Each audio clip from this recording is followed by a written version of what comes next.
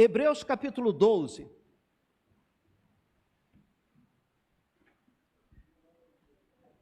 Eu quero falar nessa manhã sobre um estímulo a prosseguirmos, estímulos a prosseguirmos, a não desanimarmos, a caminharmos.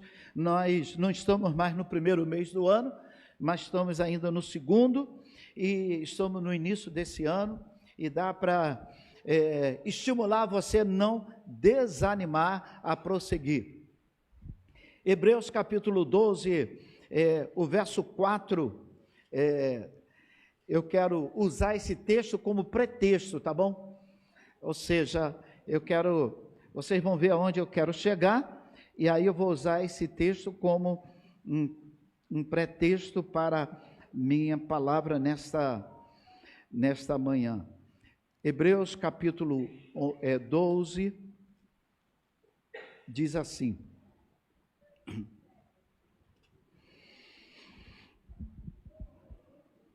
portanto, também nós, visto que temos a rodear-nos tão grande nuvem de testemunhas, desembaraçamo-nos de todo o peso e do pecado que tenazmente nos assedia.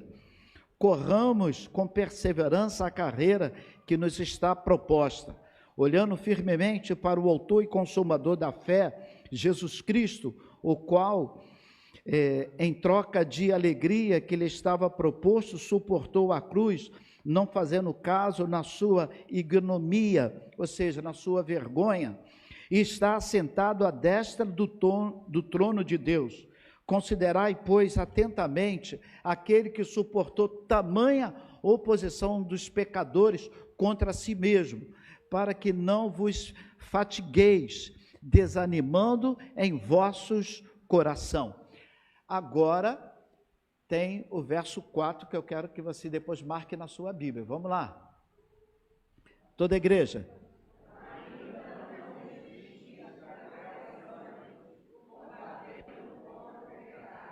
Na minha Bíblia diz assim: na luta contra o pecado, ainda não resististe até o sangue.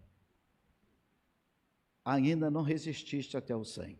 Pai, nós te agradecemos pela tua palavra, Senhor, essa igreja, Senhor, essa congregação que se reúne aqui neste lugar, Senhor, ela preza a tua palavra, que nós não venhamos a falar, Senhor Deus, das nossas experiências pessoais, mas que venhamos, ó Deus, a abrir a boca a falar da tua palavra, ó Pai, porque o que alimenta não é a experiência do homem, o que alimenta é a tua palavra. Queremos, ó Deus, sermos alimentados pela tua palavra, queremos sair daqui, ó Deus, estimularmos, ó Deus, a prosseguirmos, ó Pai. Repreendemos, Senhor Deus, todo o cansaço espiritual, ó Pai. Repreendemos toda a fadiga, ó Pai. Repreendemos, Senhor Deus, todo esgotamento espiritual na vida do teu servo, da tua serva, ó Pai. Que a doença, que o problema financeiro, que o problema conjugal, que nada venha, Deus, tirar o brilho, ó Deus, da esperança que temos em Ti. Fala aos nossos corações nesta manhã, prepara os nossos corações para estarmos também, ó Deus, participando da Tua mesa. Em nome de Jesus oramos, amém.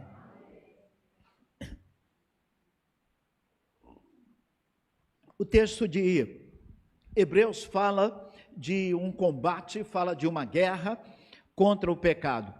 O capítulo começa com o autor fazendo uma ponte do capítulo 11 para o capítulo 12, e que o capítulo 11 é muito conhecido, é um clássico que tem um resumo do que é fé. Ora, a fé é o firme fundamento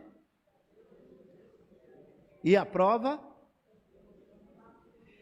Então, ou seja, é um clássico que nós sabemos o que esse capítulo 11, mas o que chama a atenção no capítulo 11 são os exemplos que os personagens nos deixaram, ou seja, os legados registrados no capítulo para as nossas vidas.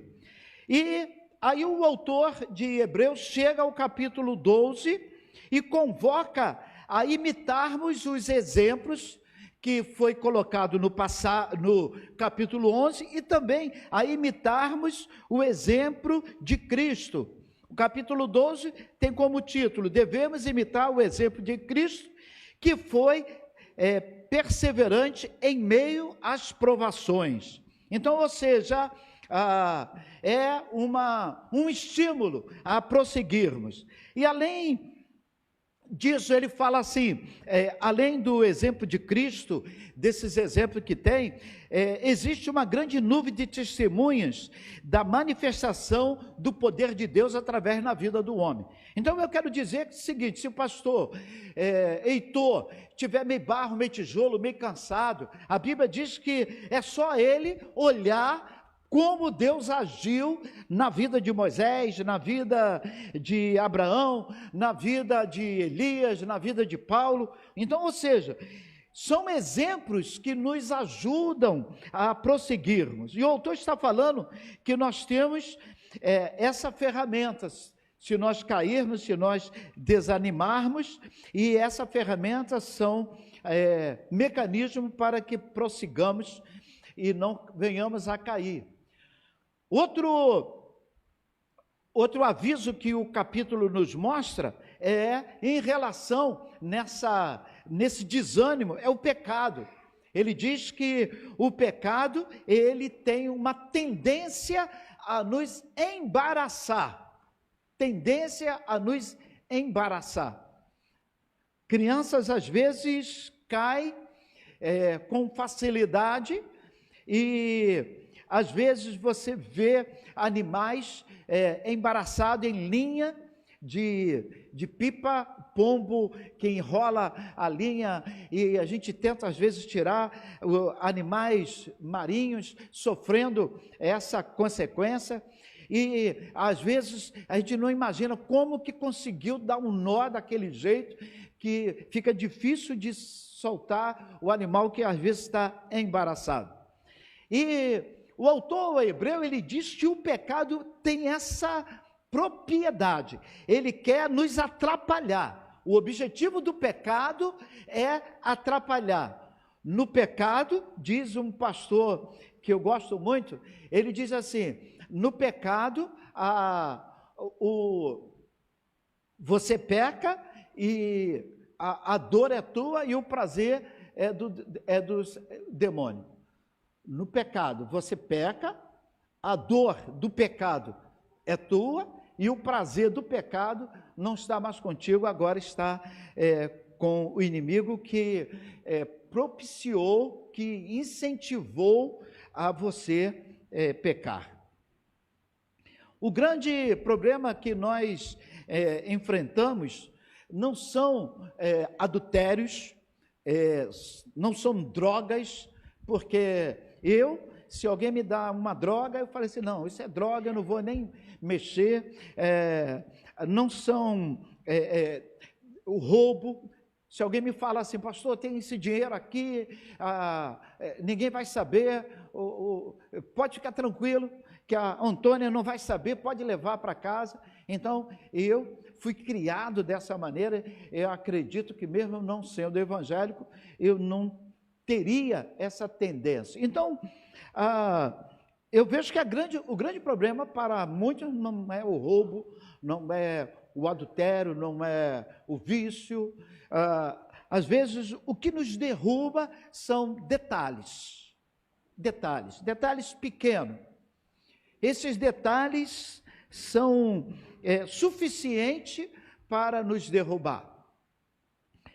Dizem que quando Daniel capítulo 5 fala que Nabucodonosor entrou na cidade de Jerusalém, a Bíblia diz que ele usou, a muralha era grande, os portões estavam bem fechados, mas só que debaixo do portão tinha subterfúgio, tinha cavernas, que ele entrou e invadiu Jerusalém, usando aqueles locais que no passado passava água, mas agora estava seco, e os soldados penetraram na cidade por um detalhe.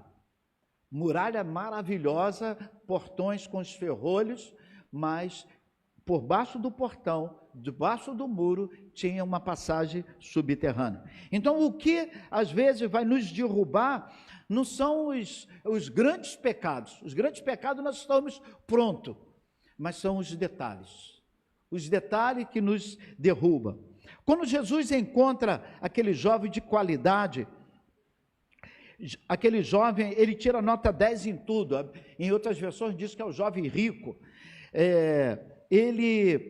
Jesus pergunta para ele: você sabe isso? Sei. Sabe aquilo? Sei. Então, ou seja, em todos os quesitos, nota 10.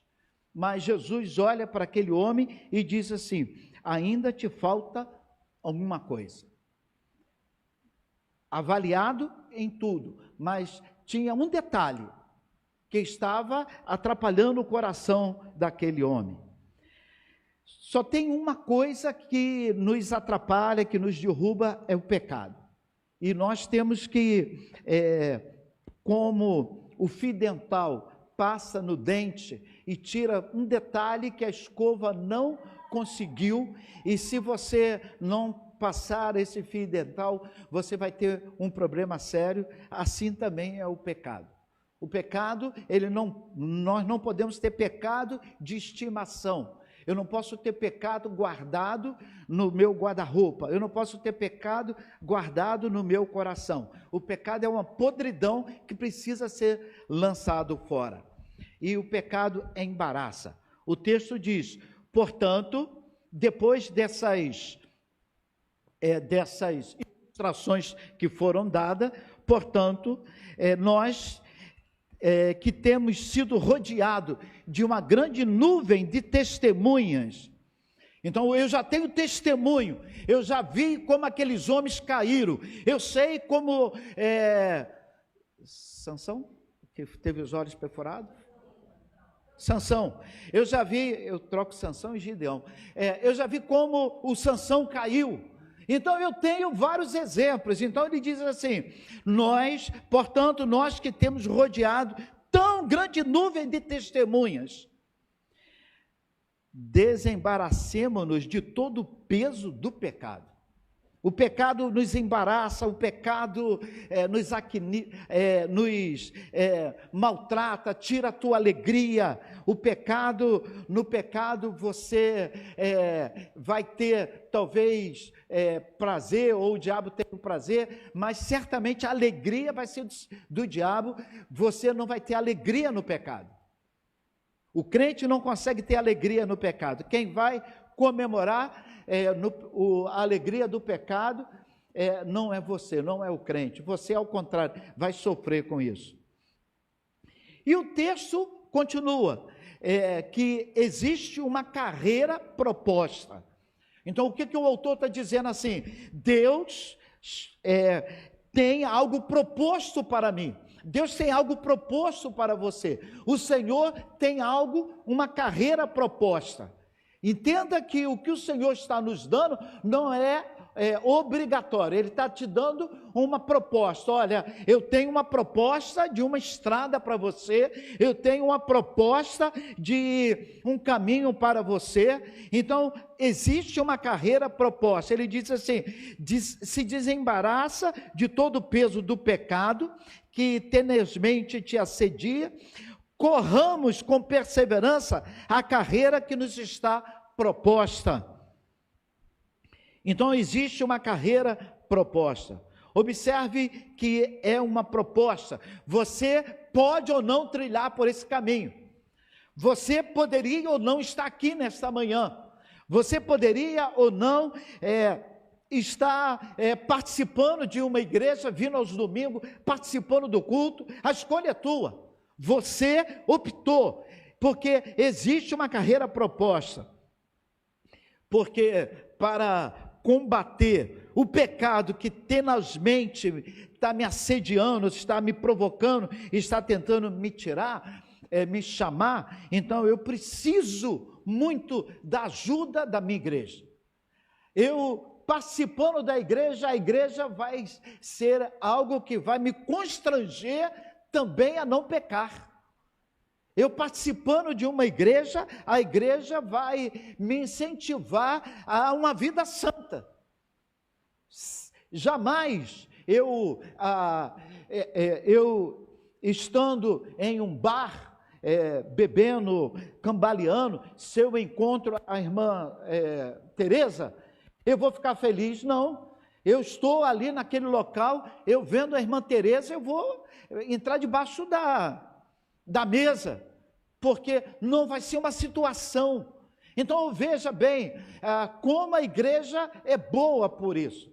Eu gosto muito, eu chamo a atenção, eu tenho aqui um exemplo, ela não está aqui, eu posso citar o nome dela, a irmã Andréa Carise, e tantas outras pessoas que já passaram aqui na igreja, e isso me chama a atenção. Pessoas que vieram da sua cidade, poderia chegar aqui no Rio de Janeiro, ficar colocando o pé na jaca, fazendo o que quisesse, a mãe, o pai, a igreja que está lá em Brasília, da Andréia, não ia tomar conhecimento, mas ela vem, mora no bairro e procura uma igreja no bairro. Quer dizer assim, olha, meu compromisso é com Jesus, e a igreja vai me ajudar com esse compromisso. Quando eu casei com a Dalva, minha esposa, eu falei para ela, uma das coisas que me chamou a atenção, ela médica, ela já tendo seu apartamento, morando sozinha, mas tinha um respeito muito grande pelos seus pais, a sua mãe está aqui, e ao chegar aqui no bairro, procurou logo uma igreja no bairro, para se filiar. Então, se a pessoa quer fazer bagunça, não vai procurar uma igreja no bairro.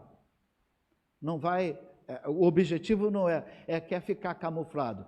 Então, eu quero dizer que participar de uma igreja não quer dizer que vai mudar, os meus problemas acabaram, eu sou membro da igreja, eu tenho minha carteirinha. Não vai acontecer nada. Mas isso vai me ajudar. É um incentivo para dizer não e para que eu possa vencer o pecado que tão de perto me assedia. E eu quero convidar você a pensar comigo para encerrar duas propostas que o texto fala de como vencer o pecado. Como vencer, como dizer não ao pecado. Se Satanás, ele acha que ele já te venceu, ele está enganado, porque a Bíblia tem ferramentas, a Bíblia tem antídoto para que você vença o pecado. Então, como eu posso vencer o pecado? Em primeiro lugar, eu acho muito interessante o que diz o verso 2. Ele diz assim, verso 2, como vencer o pecado? Olhando firmemente para o autor e consumador da fé, Jesus Cristo. Repita comigo, vamos lá. Olhando para Jesus, autor e consumador da fé, o qual é glorioso que está proposto,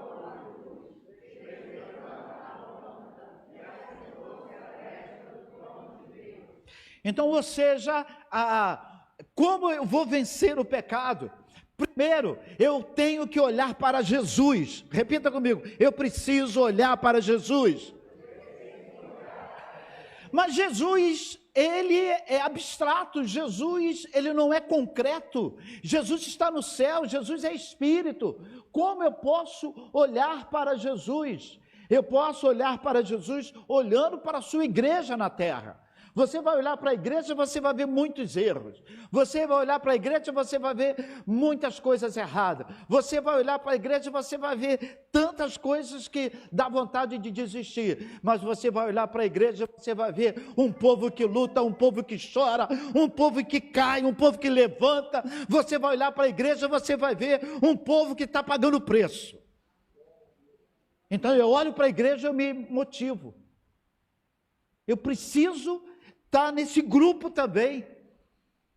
Eu gosto muito de pensar em dois personagens da Bíblia. Davi E antes de Davi, Saul. Davi e Saul. O Saul, quando errou, Samuel vai chamar a atenção dele. Camarada tem a cara de pau de falar para Samuel assim: tá bom, eu aceito, pisei na bola mesmo, eu vou ser substituído, mas quando você sair, me honra aqui na frente de todo mundo para ficar bem na fita com o meu povo. Ele estava preocupado com o povo. Ele queria que o Samuel, por mais que o ministério dele tivesse acabado, mas quando nós sairmos daqui, me honra para que todo mundo possa ver que eu estou sendo honrado. Ele queria mostrar.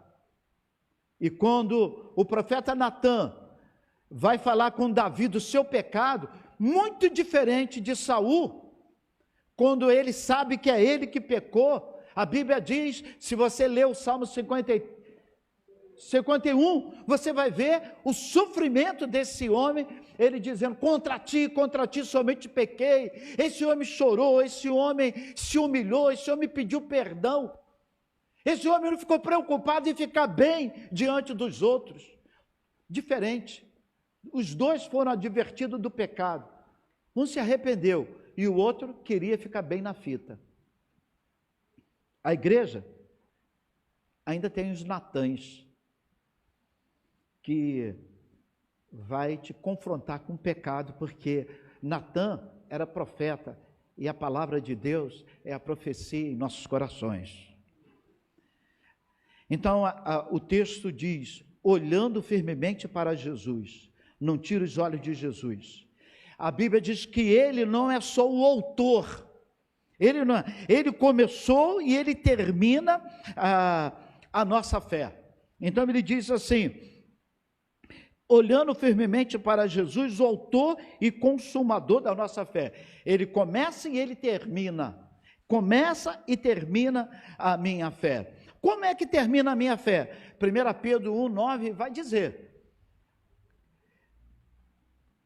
Como termina? A minha fé termina, 1 Pedro 1,9, obtendo o fim da vossa fé, que é a salvação da alma. A fé, ela não é um fim em si mesmo, mas é um caminho que me conduz à salvação. Então, quando eu chegar no céu, 1 Pedro 1,9 diz assim: obtendo o fim da vossa fé, ou seja, eu salvo em Jesus Cristo, e a minha alma agora diante do Senhor, curvada diante do Senhor.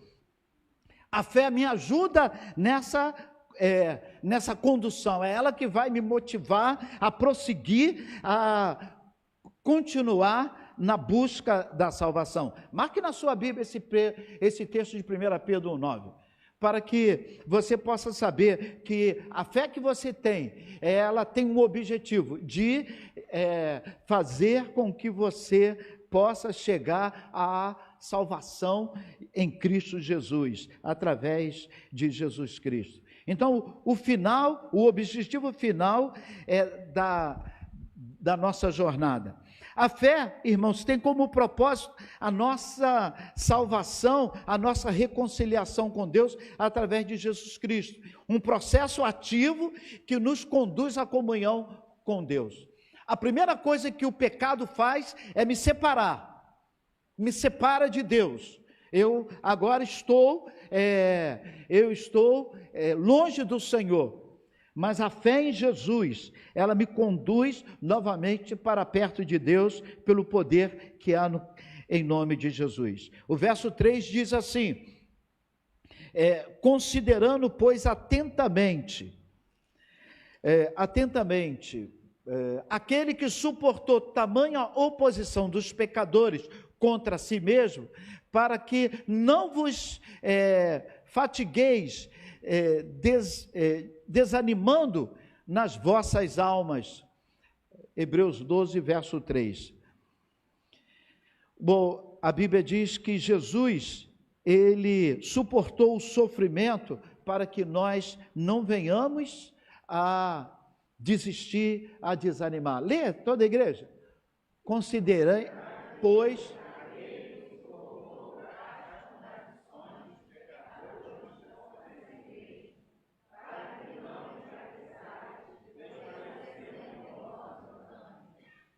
Deixa aí o verso 3, por favor, irmã. Eu penso que o verso 3 é um grande estímulo para que nós lutemos contra o pecado. Se você quer um estímulo para lutar contra o pecado, olhe para Jesus, aquele que suportou as oposições. E a Bíblia diz que o final foi maravilhoso. Se eu tenho uma palavra para vencer o pecado, eu preciso olhar firmemente para Jesus, eu tenho um segundo aspecto. Estamos rodeados de tão grande nuvem de testemunho. O apóstolo Paulo, ele diz, ele vai chegando ao final da sua carreira, e ele declara assim: combati um bom combate e guardei a minha fé. Eu combati um bom combate. 1 Pedro capítulo 2, os primeiros versículos mostram que nós somos algo em Deus maravilhoso. Ele diz que nós somos pedra angular, que nós somos raça eleita, que nós somos sacerdócio real, nós somos nação santa, nós somos povo adquirido, povo exclusivo de Deus. Às vezes você consegue perceber, e você já deve ter recebido alguns vídeos em que a pessoa fica chamando, antes de falar, eu quero falar com a raça eleita, com o povo de propriedade adquirida, vai dando vários nomes que a Bíblia nos classifica. Ele diz: somos raça eleita. Diga assim: eu sou raça eleita. Eu sou sacerdócio real. Eu sou nação santa. Eu sou povo adquirido. Eu sou exclusivo de Deus. Então escolha agora um desses adjetivos e fale para o irmão que está do seu lado aí o que ele é. Pode chamar ele de raça eleita, sacerdócio, nação santa. Um só, escolhe um. Então, ou seja, nós fomos, olha o que o Senhor está dizendo: eu sou sacerdócio real, eu sou nação santa, eu sou povo adquirido. Meu irmão, para que o pecado tem esse poder sobre mim? Não tem. Eu sou do Senhor, o Senhor já me deu condições de vencê-lo. E por fim, o próprio livro de Hebreus diz no capítulo 11, verso 34, pedi a irmã para colocar, que começa a dizer daqueles heróis da fé, daquela galeria que eu citei no início, e olha como o autor de Hebreus, ele considera.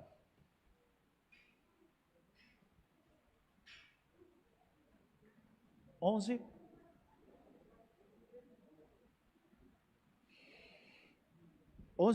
11:34. Vamos lá, toda a igreja.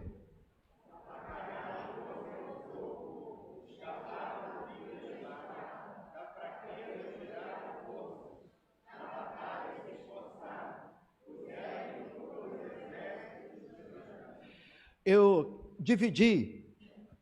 Ele está falando desses heróis, desses homens.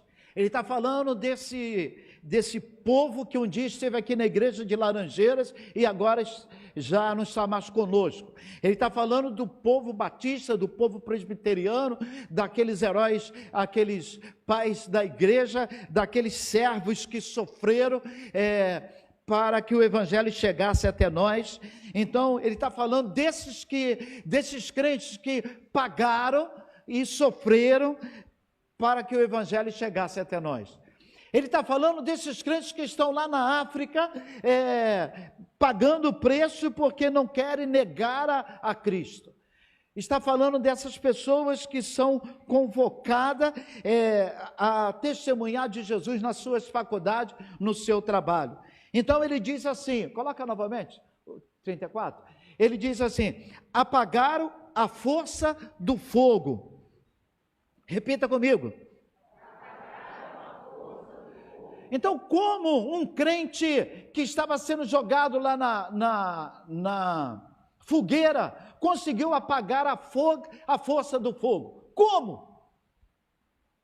O fogo estava lá, mas na sua fé ele conseguiu apagar a força do fogo. Talvez porque aquele fogo o consumiu e o Senhor deu graça, ele nem gritou. Não sei se apagaram a força do fogo, porque na hora de jogar esse crente lá na fogueira, a fogueira apagou, eu não sei. Eu só sei que a Bíblia diz que esses viveram milagres maravilhosos.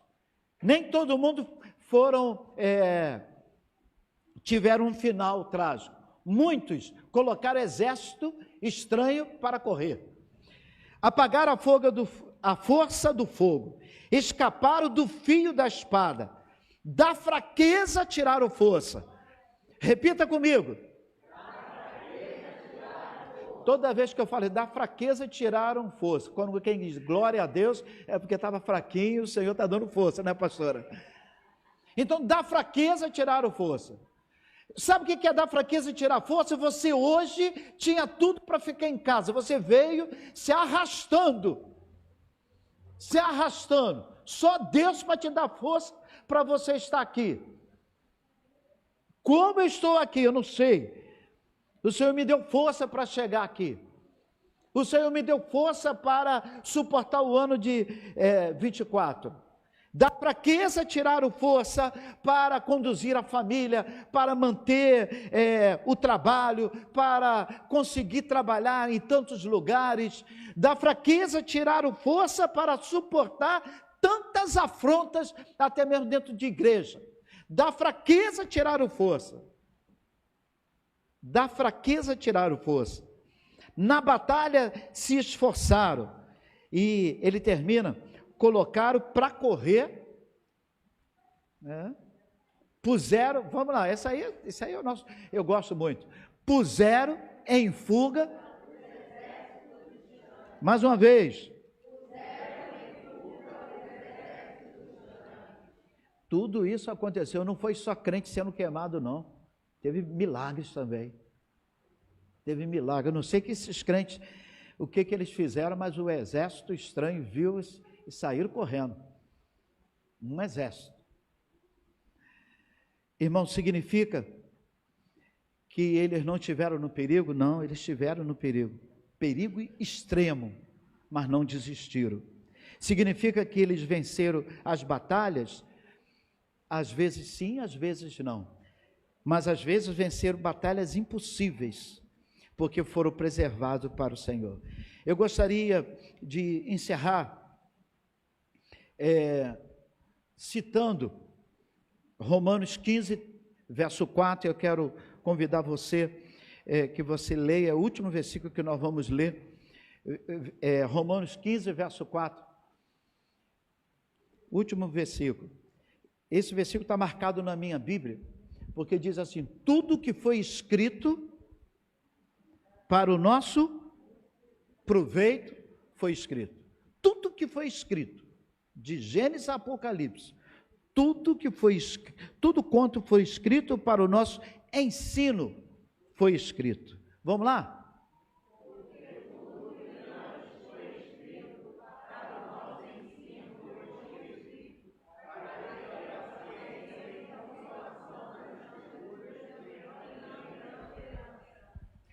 Tem esperança, meu irmão. Tudo que está aqui escrito, tudo que eu citei da palavra, tem um objetivo: para que você tenha esperança. Para quê? Que Jesus voltará. Um dia lindo almejo eu encontrar. Jesus virá outra vez aqui. Não perca essa esperança. Quando esse livro foi escrito, o povo, a igreja estava sofrendo, estava sem esperança. E a Escritura está dizendo que tudo foi escrito, foi para a nossa consolação, foi para que nós tenhamos esperança. O Deus da esperança encha o teu coração nesta manhã. O Deus da esperança possa fazer com que você leia a Bíblia e vendo como esses homens sofreram, e isso encha o seu coração de esperança. O Deus da esperança faça com que você possa ser rico de esperança pelo poder que há no nome de Jesus.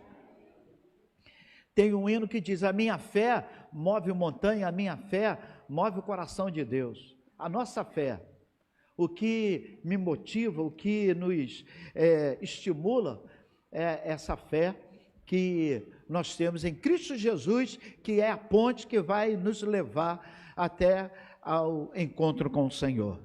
Você que tem essa certeza, essa convicção, você que já está pagando o preço, dizendo não ao pecado, você que já assumiu um compromisso com a igreja de Cristo na terra, eu desafio você a tomar a ceia, a participar da ceia do Senhor, independente da igreja que você congrega, mas se você tem aliança com o Senhor, tem um compromisso com o Senhor, se você já está vinculado a uma igreja, que você nessa manhã também possa estar assumindo e se alegrando conosco, com a morte e com a ressurreição de Jesus. Ele disse para que nós fizéssemos a ceia até que ele volte. Então eu vou fazer hoje porque ele não voltou. Quando ele voltar, aí você não vai ver o pastor Eliezer, tu nem vai ver mais o pastor Eliezer, que ele já subiu. Eu quero dizer para você que nessa manhã você é desafiado a prosseguir. Não desanima não, meu. Esses pensamentos aí que está surgindo na sua cabeça, repreenda em nome de Jesus. Se você acha que aqui você vai ser julgado, essa função é do Espírito Santo de Deus. Eu, como pastor, eu não tenho autoridade para julgar ninguém. Eu não julgo ninguém. É o Senhor que te julga. Quisera você, se você fosse julgado pelo pastor Eliezer, aí, mamão com açúcar. Mas nós somos julgados pelo Senhor. E eu não posso brincar com o Senhor. Quando eu disse para o Senhor, eu quero uma aliança contigo. Se eu não posso desonrar a aliança que eu fiz com a minha esposa, imagina, eu vou desonrar a aliança que eu fiz com Deus. Eu seria louco de duvidar. Eu quero convidar você nessa manhã a participar da mesa do Senhor, pedindo ao Senhor: Senhor, me ajuda a caminhar mais uma légua. Senhor, me ajuda a não desanimar. Eu não quero desistir, Senhor. Eu quero prosseguir. A gente tem tudo para desanimar. Mas o Senhor é conosco. Não desanima, não. O Senhor está contigo. Amém?